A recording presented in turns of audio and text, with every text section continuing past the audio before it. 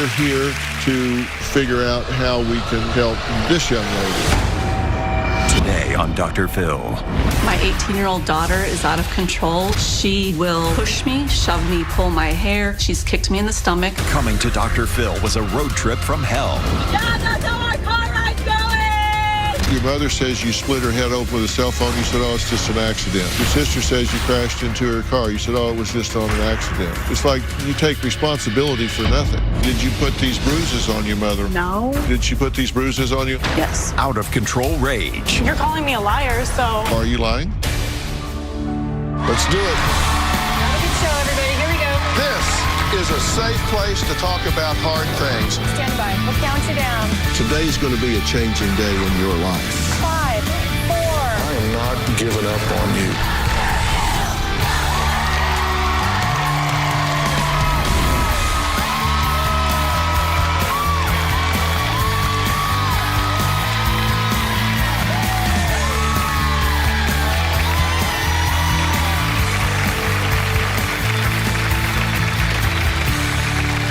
Victoria wrote to me after her 18-year-old daughter, Jessica, became so out of control, she left a hole in the wall, the entire family at odds, and cops on their front lawn for all the neighbors to see. Victoria claims Jessica is extremely entitled and so violent she has bashed her mom's head with a cell phone, destroyed her computer, her car, several other phones, and even the house. Victoria was so desperate for my help, she drove across the country with Jessica and Jessica's stepmom, Dory, to be here. Now, the ride, well, it was anything but smooth. Take a look. Good morning, Dr. Phil. We're getting ready to leave the sunny state of Florida. We're driving to California to see you. It's day 1. I'm estimating it's going to take us about 4 days to get there. The 4 days in the car with my daughter were very difficult. She was completely rude, very demanding. She would scream and yell. She's just very hard to tolerate. Good morning. Day 2, getting ready to leave New Orleans. The drive was miserable. It was pins and needles the entire time. Jessica was kicking her mom's seat while she was driving. She's driving. That could get us into a car accident, Jessica. I could have got us into a car accident. But you don't care. You think it's a game.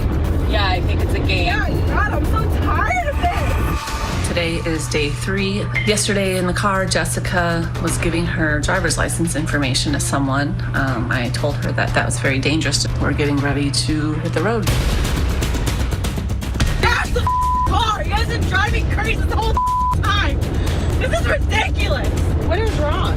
Go ahead, record. I don't care. I am recording. Good, because you're lying. Nothing happened. I'm not lying. Nothing happened. I'm not lying about anything. You don't even know the contents.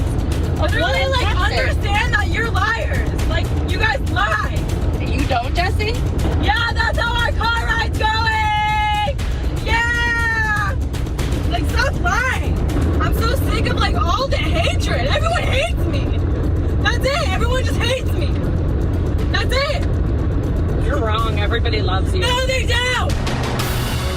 It's day 4. We're leaving New Mexico. Jessica's been wanting everybody to wait on her hand and foot. She's been awful the whole time, very rude to everyone. Oh my God. to finally get here was a relief, honestly, because it was just a step closer to seeing Dr. Phil. But they did make it here in time for Victoria to sit down with our crew and give us a rundown on what she's been dealing with. So here it is. My 18-year-old daughter is out of control and she needs to stop her offensive and violent behavior. She has major anger issues. Living with Jessica is very chaotic. She's aggressive. She's very rude. She will push me, shove me, pull my hair. She's kicked me in the stomach. 2 months ago, we were sitting in the car and she was angry with me. So she started screaming and yelling at me. And the next thing I know, she grabbed my hair, pulled it down, and she banged on the back of my head with her cell phone and she gashed my head open. I was crying, I was sobbing, there was blood everywhere. I am afraid of her. I think that if she had a knife on her, she probably would have used it. She's never remorseful. She never says she's sorry. Never.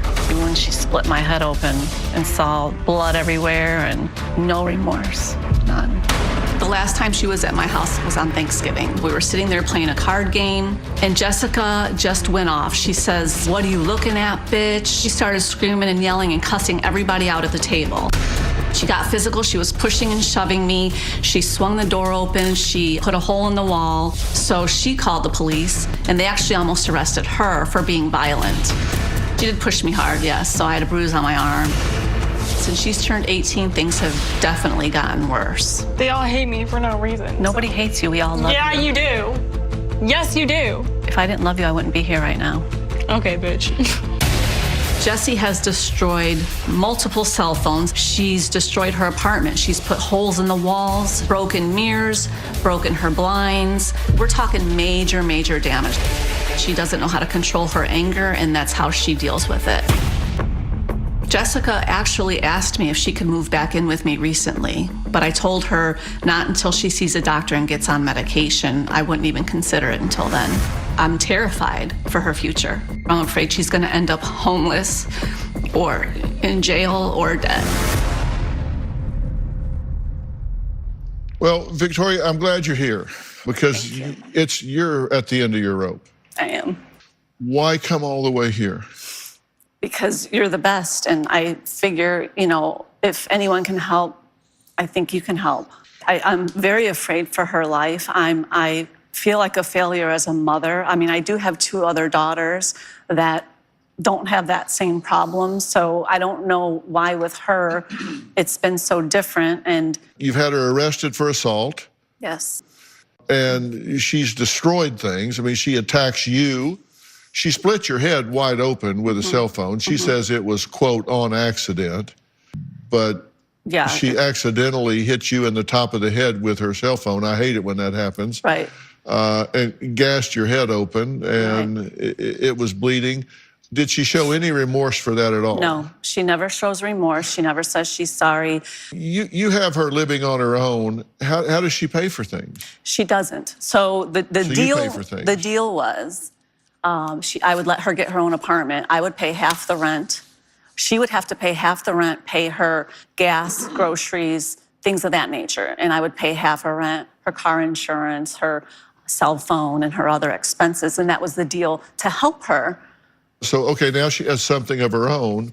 How did she take care of that? So no, she's completely destroyed it. They're on the verge of kicking her out.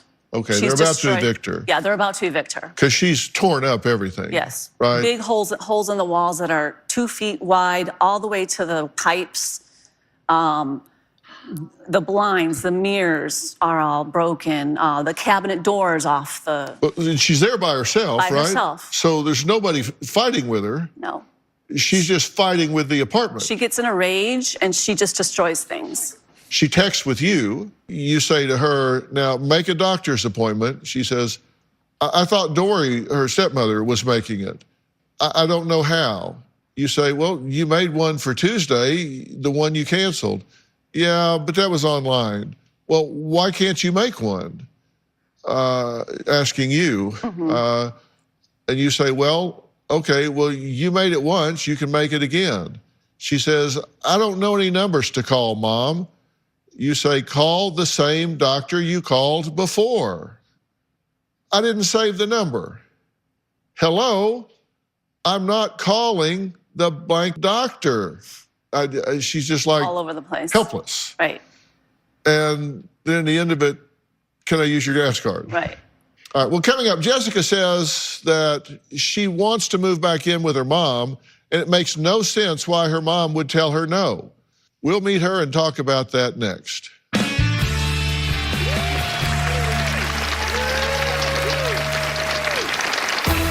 I'm angry at my mom because she's fake as She needs to be called out. Like, she really does. She needs to be called out on the show because she's a liar. I don't like anyone in my family. They're all fake. And later, you didn't put that hole in the wall at Thanksgiving. No. Well, you Like, what do did. you want? Like, you're calling me a liar, so Are you lying? no, I don't remember putting a hole in the wall on Thanksgiving. Jessica tells me she hates me. She tells me she hopes I die. She calls me all kinds of names. She'll call me a bitch, whore, you, all kinds of appalling behavior. You can be the friendliest person and she will be rude to you. And I don't know, what should I be doing as her mother? And that's what I need help with. It's definitely taken a toll on me. Jessica says things have gotten worse with her mom because her mom just has too many rules. Me and my mom fight a lot. We fight about do the dishes like right now, or like you're not going out, or like what are you wearing? I get angry. She never lets me do normal things. I feel like I have a lot of anger inside built up. Yeah, my mom punishes me by taking away my phone, and yeah, she hates me. When I hit my mom with the cell phone, it was on accident. She's just like, it's so rude. We just don't vibe together. Like, she's just a bitch. I don't with that. I'm a chill person. Like, I don't like her vibe. My sisters think that they're better than me. They judge me a lot. They all have a life. They all have their own houses. They both have dogs. They both have boyfriends. They both have everything. My family does gang up on me. My mom does not defend me. People at my school don't like me. Like, I get bullied every day at school. It's just like not fair. I'm angry at my mom because she's fake as. My mom told me she was only gonna pay my rent for a year. She doesn't pay for it. I'm not paying. I don't have money. You can shake me broke. I have nothing. She doesn't tell people that she spent my savings. She doesn't tell people how fake she is. She just acts and makes me look bad. I'm the kid. She's the adult. I can make up for my mistakes. She can't. She needs to be called out. Like, she really does. She needs to be called out on the show because she's a liar. I worry that my parents are gonna not pay for anything and make me live on the street because they always threaten me saying that stuff. So that's my fear. I don't like anyone in my family. They're all fake. Jessica, how are you today? I'm good. How are you? I'm all right. The last thing you said in your interview there on tape is you don't like anyone in your family. Well, that was a little like over dramatic, I guess you can say. Yeah. And you said repeatedly that you hate your mother. Well, that she's fake. I don't hate her, but I feel like she's fake. You said that you feel like everybody hates you. Yeah, I do. Do you believe that? Yeah, because whenever we go like on Thanksgiving or like when all of us are together, like my sisters, like they gang up on me and like actually like sometimes hit me and stuff. And yeah. That's not true. Yeah. When you were in the car and you guys seemed to be fighting over the driving, let's take a listen to what was going on. Crash the car! You guys have been driving crazy the whole time! This is ridiculous! What is wrong? Go ahead, record, I don't care! I am recording. Good, because you're lying! Nothing happened. I'm not lying. Nothing happened. I'm not lying about anything. You don't even know the contents of what Literally, I like, texted. understand that you're liars! Like, you guys lie! You don't, Jesse? About what? What have I lied about? Please tell me! You don't have silverware or plates? No, I really don't! That doesn't even matter! Yeah, that's how our car ride's going! Yeah! What were you upset about? What started all of that? she was swerving a lot. She was driving crazy. Were you driving crazy? No.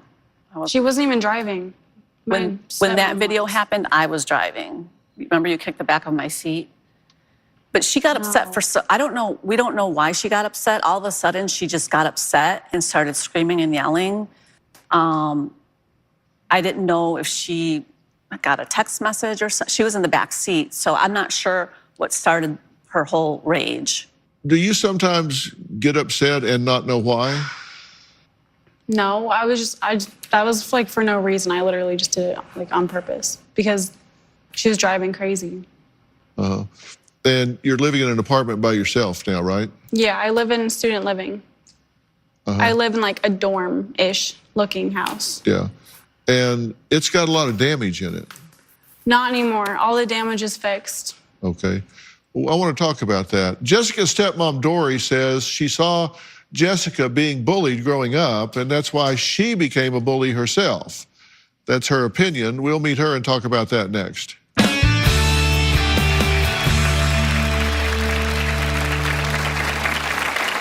When Jessica gets angry, calling females bro, you know, what's up, bro, and you want to go, bro, and trying to antagonize people.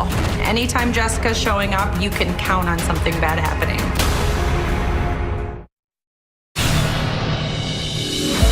Jessie thinks I should pay for everything for her. Her apartment, her cell phone, her car insurance, her groceries, everything. She does have a sense of entitlement, big time. She's told her grandmother that she would resort to prostitution to make money. Whoa. That was such a lie. I would never do prostitution.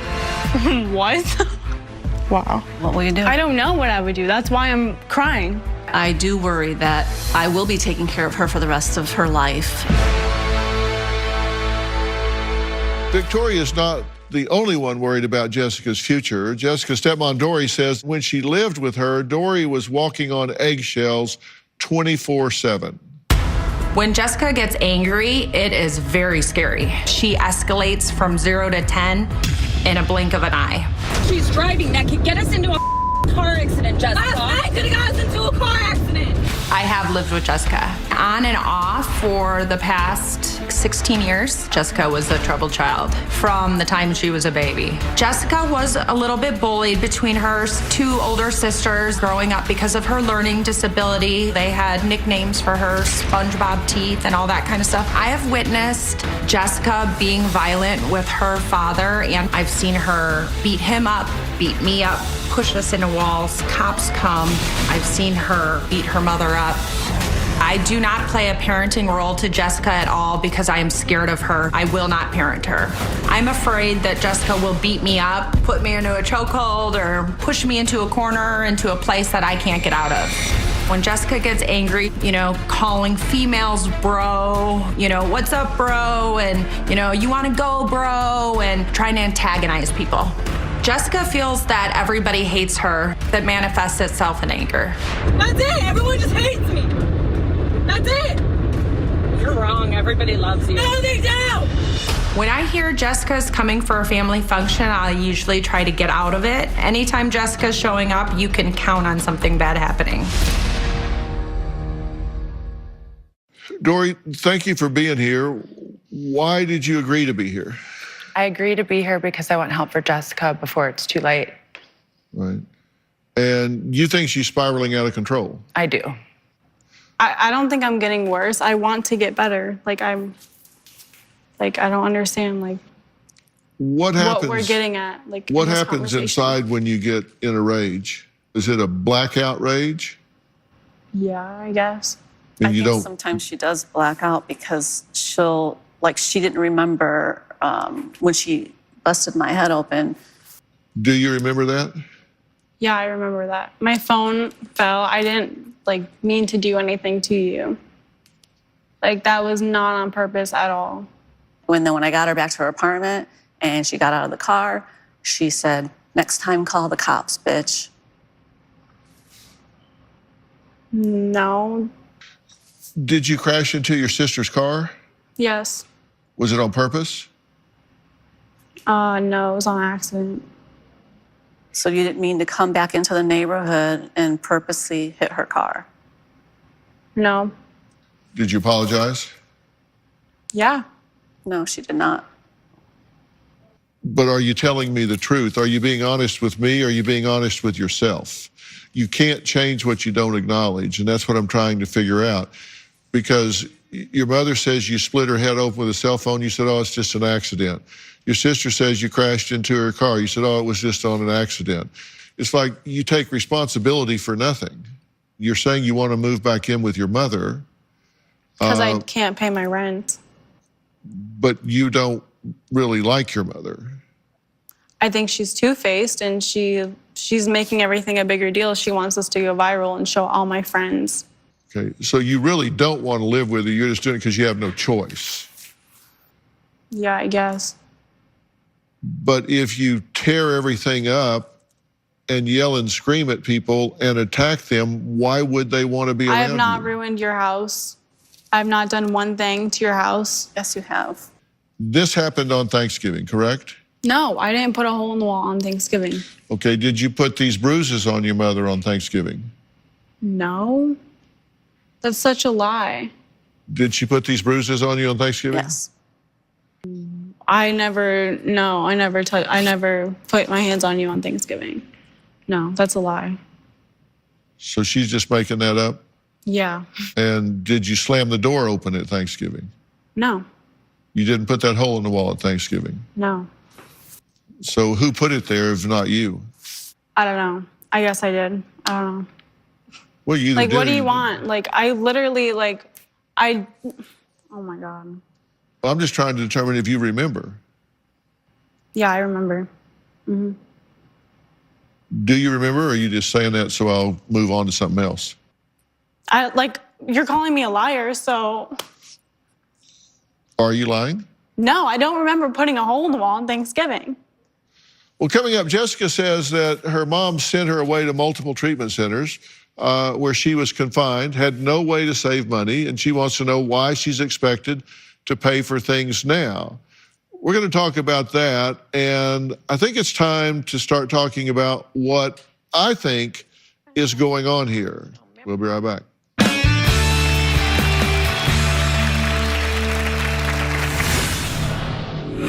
That's completely not true. I don't even know why you would bring that up. To bring it up because I'm asking questions. You didn't drive all the way across the United States to give me 98% of the information. I'm very concerned about Jessica's future. I believe that Victoria will continue to enable her. If Victoria does not decide to keep paying for everything for her, I believe Jessica is either gonna end up in jail or homeless. When Victoria finally lets go, I see nothing positive happening. For that reason, Jessica will end up in a very dark place. I'm interested in helping to lead a conversation that figures out what all's going on here. And I can tell you that whatever's happening with Jessica is not happening in a vacuum. What kind of role modeling has she had from older sisters and the other women in her life? Have you modeled anger? Yes. I mean, I'm sure she has seen me be angry at times, of course, yes. But never to the extent of having the police called or things like that. Yes, she has. You're kind of on the outside of the biological unit here, being a stepmother. What have you observed over the years? Or what can you tell us from a historical perspective? Jesse's always had anger issues. From a child, baby, she was always different. That's not true. Yeah. Go ahead. She was always different than everybody. Her two older sisters, there was a gap between the three of them. So the two older ones are a lot closer than, they are with Jesse because of the age gap. So they did tend to gang up on her a little bit. When she was younger, she had a gap between her teeth, and it was always, SpongeBob teeth. And, they'd make fun of her because she was on a learning IEP program, and she couldn't read when she was in 3rd grade. So I would read her number of pages that she had to read each night so she could get counted for her reading. I think that growing up, our her families, siblings, they make everything a bigger deal than it is. And I don't think the world's against me at all. I have friends. My family makes it seem like everything is like a bigger deal than it is. Jessica, you haven't been able to hold on to friends since grade school. Yeah, Have you because always we had move custody from of the girls, houses or to did you lose houses. custody of the girls for a period of time because of your anger? No, I never lost custody of my girls, ever. So from the ages of 10 and 14, or Jessica's age from 10 to 14, she did live with her dad in another state. He keeps them for 4 years, and then after that, he calls me up and says, okay, I'm done, I've done my time. It's time for them to come live back with And you. anger on your part had no part in this? No, not at all. Dory, what's your understanding of this?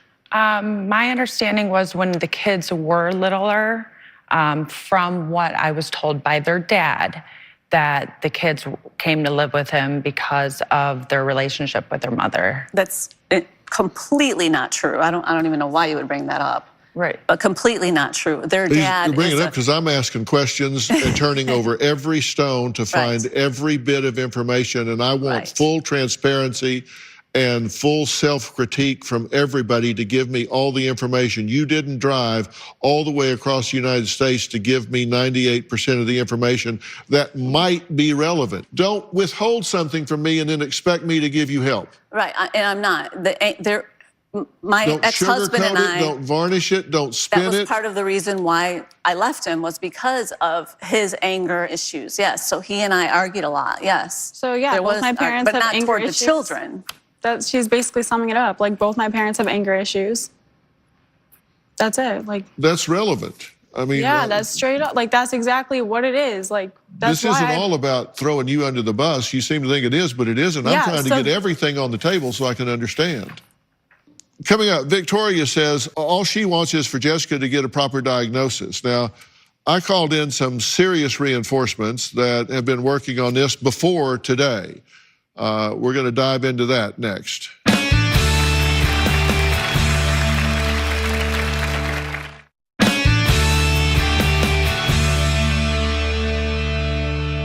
There is someone that I have immense respect for, and I would like to introduce him now. That's Dr. Daniel Amen. He is a psychiatrist, New York Times best-selling author. He's founder of Amen Clinics. Now, they have 9 locations around the United States. His clinics have the world's largest database of brain scans for psychiatry, totaling more than 160,000 scans on patients, not just from the United States, but from 150 countries around the world. Now, Dr. Amen has a new book out right now, The End of Mental Illness, and it shows how most psychiatric problems are not mental health issues at all, but rather they are brain health issues that really steal your mind. He says, get your brain right and your mind will follow. And this plays into what's going on with Jessica, who you met with yesterday, correct? We scanned her yesterday. Right. And she came to one of my clinics, and I had the opportunity also to talk to her mom to get some significant background on her. Let's approach the screen and let you walk us through this. Healthy on the left, and this is Jessica on the right. And when you see these holes here at the top, that's not a good thing. This area of the brain is critically important to behavior and learning. Plus, her temporal lobes here, which should be big, full, and fat, especially because she's so young, they look hurt. And this is where learning and memory happens. You know, I was listening, she had trouble remembering. And this explains a lot. And in her history, when she was young, she was diagnosed with ADD and learning disabilities, totally fits, put on medication. She didn't like how she felt, stopped it. And I think this whole time she's had severe, untreated ADD with temporal lobe involvement, and that gives people big problems in their lives. On the next slide, we'll see the active part of her brain. And Jesse, a lot of your brain works really well, especially the cerebellum here in the back. I like that for you. But her limbic or emotional brain is working too hard. Way too hard, right? And so this can often go with depression. And it's like you color the world with negativity. When you're seeing these things, obviously not good, not a healthy brain, but these things are reversible, particularly in a young brain. Her brain's not even through growing at this point. It'll grow for another 7 to 10 years. So there's resilience in the brain with proper medication, nutrition, treatment. If you treat the brain well, it can be a resilient organ. It can. And we have one more slide where I have a software program that can predict, if you do what we ask you to do, how much better can it be? And it can be normal. But I need you to avoid things that hurt it, drugs, alcohol, vaping, things that are bad for the developing brain, bad for any brain, and then do things that help it, like diet, simple supplements, the right medication. Because without it, you will live your life with this and you'll get nowhere near your potential, which will ultimately make you hate yourself. So should Jessica be living alone? That is one of the many things we need to talk about in regard to Jessica's mental health. Coming up.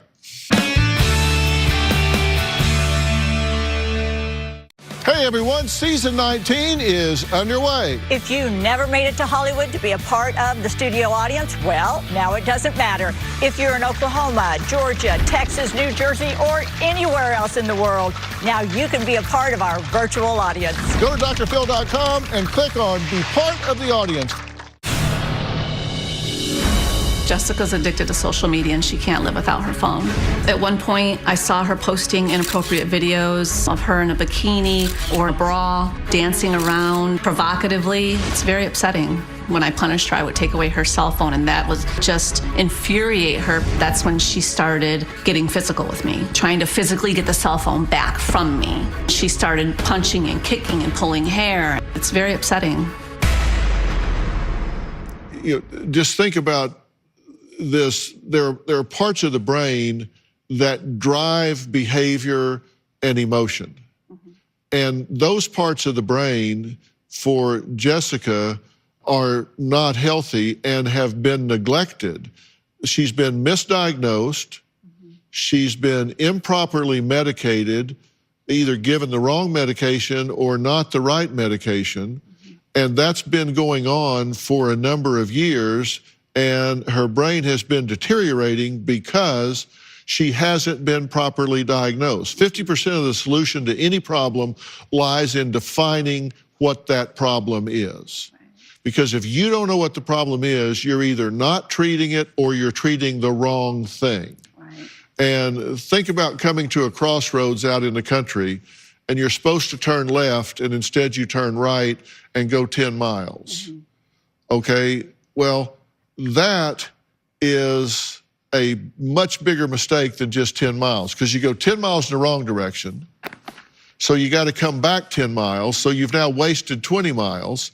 That's 20 miles you weren't going in the right direction. So that's a 40-mile mistake. And that's exactly what's gone on here with Jessica. All of these years, she has severe ADHD, severe. And this is complicated with learning disabilities. It creates information deficits. She has an inability to focus. There is no way in God's earth this girl is in a position to be living on her own. Okay. Absolutely unequivocal. Do you agree with that? Absolutely. And it's, when I was going through all of this, I got really sad for Jessica and for her family. Because, I mean, it's not your fault they did get misdiagnosed. Most psychiatrists never look at the brain. If you don't look, how would you know? But when you look at it, it's so clear. And most kids who have ADHD, when they're 18, emotionally, they're not, you know? And they're younger, which means it's really hard for them to manage their lives. And because they're not managing it at the level of their peers, they hate themselves. Okay, well, I feel like everyone's against me. Like, where do you want me to live? Well, we need to talk about that, and I already have a year lease on my apartment, so. We need to talk about that because you certainly are someone that needs to be helped here. This isn't something that you should be punished, ostracized, blamed in any way. As I say, we're here to help you, not line up against you and hurt you. As I said, I'm on your side. We have a plan. We want to talk about what it is. We'll do that right after the break.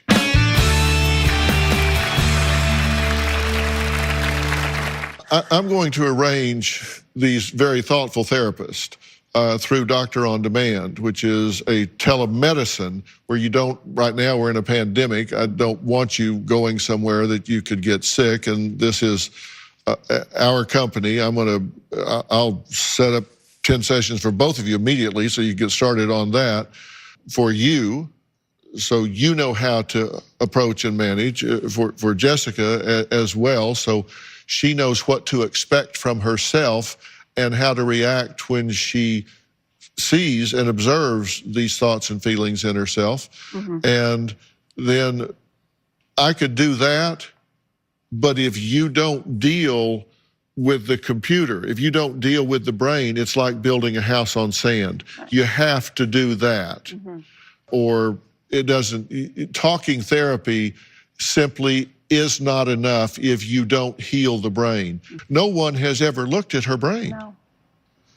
The question is, are you willing to comply with what we're asking you to do? Which is what? Because you talk in circles, so I don't understand what you're trying to say. Will you do what Dr. Amen is recommending? Which is what? Take the medications, change the lifestyle, do the things that you need to do to let your brain heal. How? Take the medications, change the lifestyle in the way that it's going to involve nutrition, sleep patterns, do the therapies, do the things that I'm talking about to let your brain heal. Yeah. Thank you. You know, should I let her move back in with me so that I can help her manage everything? I mean, I'm not There's sure. no Do you way want me to? There's no way It's she not can up live to on her him. own. It's up to It's like you. putting a 12-year-old child on her own. Okay. It's not up to him, it's up to you. I just didn't know what I should be doing as her mother. By the way, if you at home want to have your own Doctor on Demand, you can go to Google Play Store or the Apple App Store and download the Doctor on Demand app. Really important during this COVID-19 pandemic. Doctor on Demand is waiving copays for Medicare Plan B beneficiaries during COVID-19 to make it easier for you to see a board-certified doctor from the safety of your home. So if you're a Medicare Part B beneficiary, your visit will cost you absolutely zero. We're wanting to do that to help you as much as we can. I want to thank all of my guests today, and I can't tell you, Dr. Amen, how much I thank you for doing this for this family. It is absolutely life-changing. As I say, his book, The End of Mental Illness, is an absolute must-read, and it is in stores now. I highly recommend it. I have read it cover to cover, and every time I pick it up, I learn something more from it. So I highly recommend it. It has my stamp of approval, I guarantee you. And if you'd like more information about today's show, log on to drphil.com. We'll be discussing this further on Facebook. You can also find me on Twitter, Instagram, and TikTok. Don't forget to subscribe to Robin's podcast, I've Got a Secret. Robin recently sat down with her good friend and Dr. Amen's wife, Tana Amen. She's a best-selling author herself, a neurosurgical ICU trauma nurse and renowned health expert, to talk about the road to healing from past trauma. What a great conversation that was. Your wife is really very interesting, spectacular woman. We'll see you next time. Thank you so much.